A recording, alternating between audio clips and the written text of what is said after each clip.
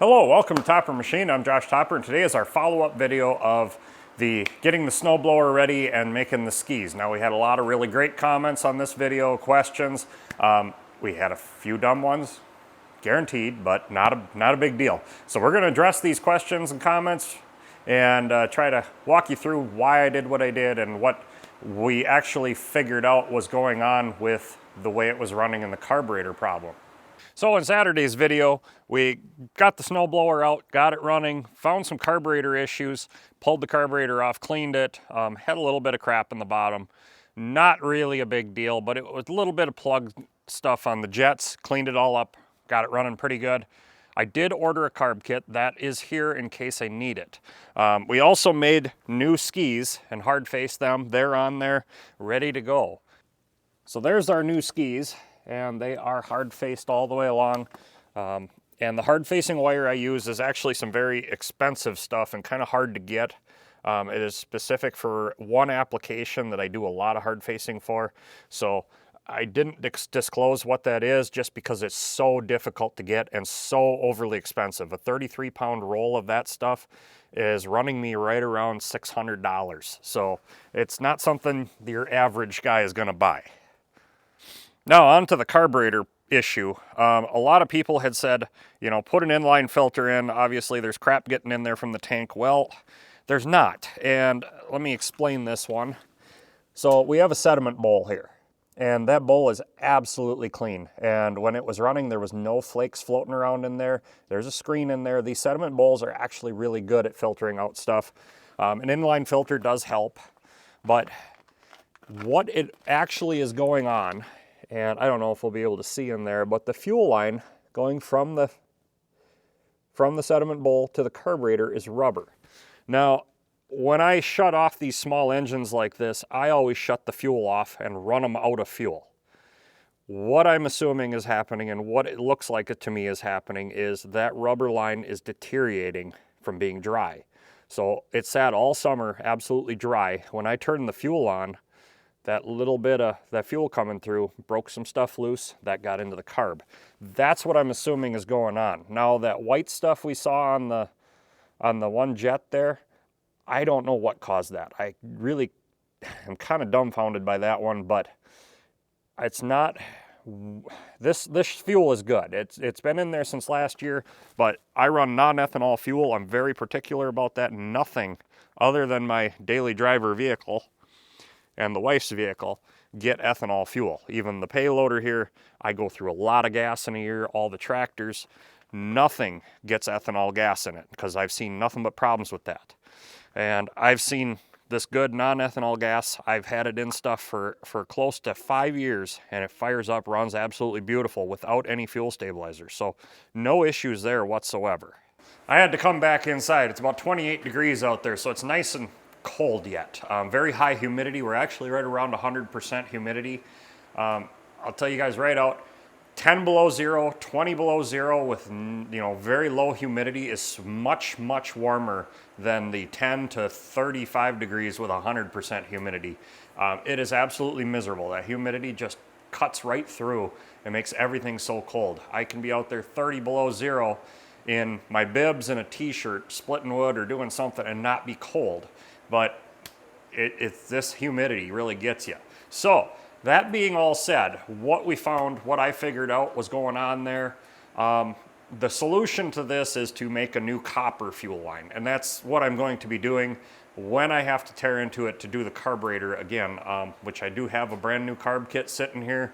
I do intend to do it as soon as it acts up. So when that happens, we'll bring it in the shop and do the carb kit, replace that fuel line, and that should cure all my problems. You know, as far as when it was running, there was hardly anything coming through, you know, floating in that sediment bowl. So I'm not concerned about crap getting through, and I'm not concerned about the quality of the fuel. It's only been a year, and I've had fuel much older than that as long as there's no ethanol in it. Ethanol is the destroyer of carburetors, destroyer of engines, destroyer of fuel systems.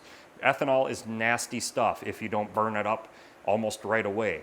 So, and by shutting the fuel off every time when I'm done with something and running it completely dry, that's really eliminated all of my problems that I've had. I do it with all the tractors. I do it with just about everything that I can shut off the fuel and run it out. So that really does make a big difference.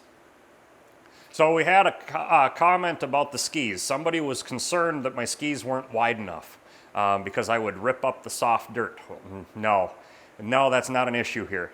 We never get soft dirt in the winter, never. And quite honestly, I won't be using the snowblower until we get a good layer of hard pack. So I'll have to drive down and pack the snow. I want a good 1 to 2 inches of hard pack on the driveway before I even consider using the snowblower. That gives me basically a wear surface so that I don't cut into the gravel. That's kind of something I've always done. Just get a good hard pack and then you can scrape off and never touch your gravel, never hurt your driveway. Somebody else said that, it's a good thing I hard faced because it'll be seeing a lot of asphalt. No, it's all gravel and sand. But sand is extremely abrasive if I get down that low. I just hard faced it because it's available to me. I'm set up for it. I thought it was a great option to just prolong the life of it and not have to worry about it. But realistically, I didn't even have to do that. Now, I know all of you want to see this thing in action, and so do I. I am so excited to try this thing out and see what it'll do. I bought it last year with the hopes that I would get to use it, knowing what the previous year was. And there is a video of the blizzard we got in 2022, 2021, somewhere in there. It was a blizzard, nasty blizzard. Early December, we got dumped on, and it was a lot, and it didn't stop. It was crazy, and I did some drone video of our yard and stuff, and just you see how bad it was.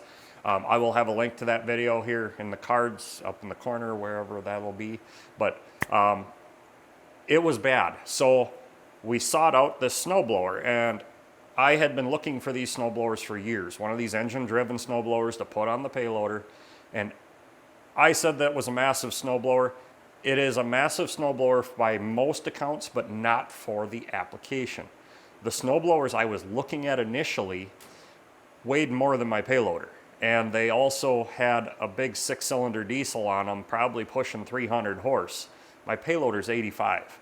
So it was overkill. It was too much. I don't even know if I could have lifted it. This thing is right around 1,800 pounds. It's perfect. It's the right size, 8 foot wide with them scoops on it.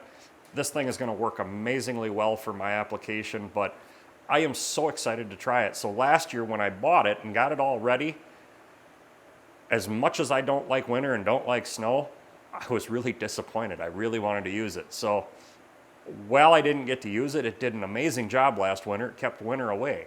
So I'm kind of hoping it does the same thing this winter, but I really do want to use it. So I'm hoping for snow, and if it does snow, you're going to get to see a cool video of me blowing snow with that sucker, because I'm so excited to try it. I really am. We just got to get a little bit of hard pack down, and then after we get that driveway hard packed and get a nice base, then we can use it every time and get that snow blown as far as it'll go. So I'm just looking forward to getting it out of my yard. I'm excited. I actually am excited about winter. For once in my life, I am excited about snow and winter, just because of the snowblower. So hopefully it happens, just so we can do the video and I can play with my toy, or tool. It's my tool. So with that, I hope I answered all the really good questions. I don't think I missed anything. Like I said, everybody was commenting on, fuel was a year old, it was bad. No, that fuel is still good. I have no issues with that fuel whatsoever. An inline filter, it would maybe help, but it's not necessary. The sediment bowl does a pretty good job, especially on that application. The problem is the fuel line is deteriorating, and I believe that is the original fuel line. I think this thing was built in the 60s, so rubber over the last 65 years, it's not going to hold up. So changing that out to a copper line or a new rubber line when I do the carb kit, when I have to do the carb kit, will be the logical choice, and that's what I'll be doing. So when that time comes, we'll take care of that. So I hope you enjoyed the video. Saturday's video this week is going to be kind of short. We're doing some big face milling with the horizontal boring mill. It was kind of a rush job, so I was kind of rushed through it. I just had to get on the job. That's been kind of the only real job that's come in lately. So if you know of anybody needing my kind of services, let them know. We're available, got open machine time, and shipping is not an issue. We can work with you to get stuff shipped here and back. Whatever it takes, I'm willing to work with you. So thanks for watching, and we'll see you Saturday.